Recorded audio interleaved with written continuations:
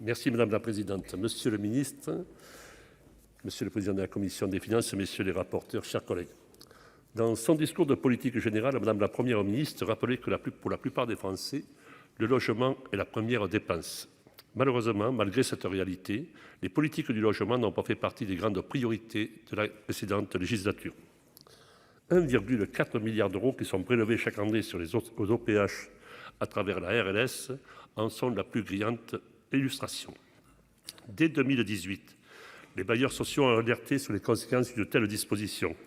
Une clause de revoyure avait été décidée. J'entends ceux qui disent que malgré les secousses, la situation financière des organismes HLM est aujourd'hui stabilisée.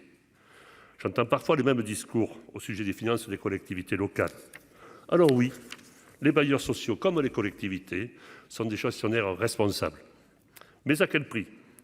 La construction de logements sociaux, Monsieur le Ministre, a diminué de 36% en quelques années. Ce constat doit nous inciter à sortir de cette approche comptable. La simple stabilisation financière des organismes HLM ne peut pas être un objectif suffisant à l'heure où plus de 2 millions de Français sont dans l'attente d'un logement social.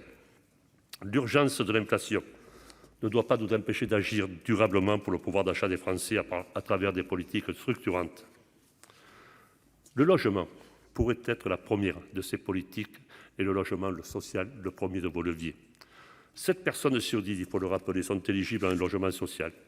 Y habiter permet en moyenne une économie de 227 € par mois.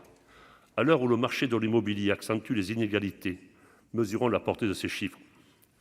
Nous avons entendu l'annonce, Madame la Première ministre, d'un pacte de confiance avec les acteurs du logement social. Dans le cadre de la remise en place de la RLS, serait un bon premier pas pour dessiner les contours de cette confiance. Le fait de reconnaître le logement social comme une politique de première nécessité vis-à-vis de la nation, en soutenant l'ensemble des investissements des organismes HLM à une TVA réduite à un taux de 5,5, serait également un très bon signal. Aussi, je regrette que les amendements que nous avons déposés en ce sens n'ont pas été retenus par ce PLF.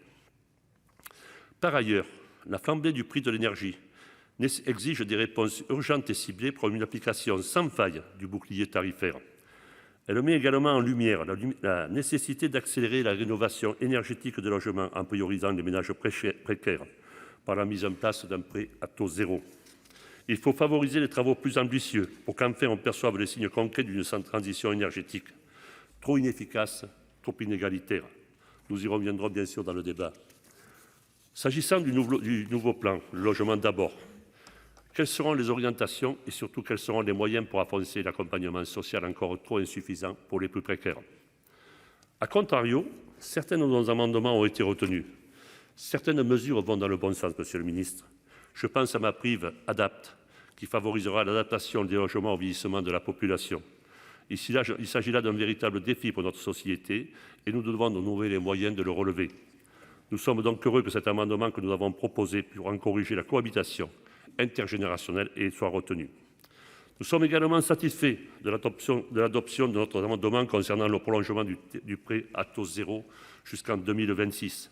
C'est un sujet important car l'obtention de crédits immobiliers est de plus en plus contrainte pour les ménages modestes.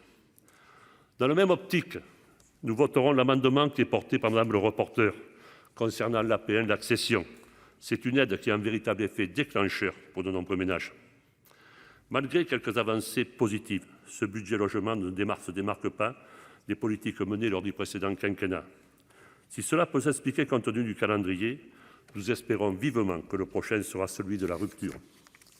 Monsieur le ministre, de nombreux signaux d'alerte sont aujourd'hui au rouge en ce qui concerne le logement des Français. Le parcours résidentiel tel qu'il connaissait il y a 30 ans n'existe plus.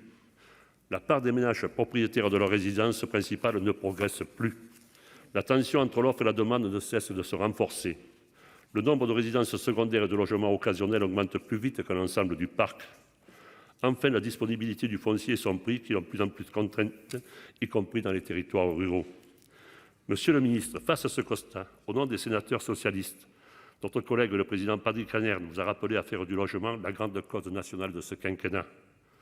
Nous ne pourrons pas nous satisfaire des dispositions qui sont prises dans le projet de loi de finances 2023, mais nous espérons toujours que cet appel soit entendu et que le logement sera demain la grande cause nationale du prochain projet de loi des finances. Merci, cher collègue.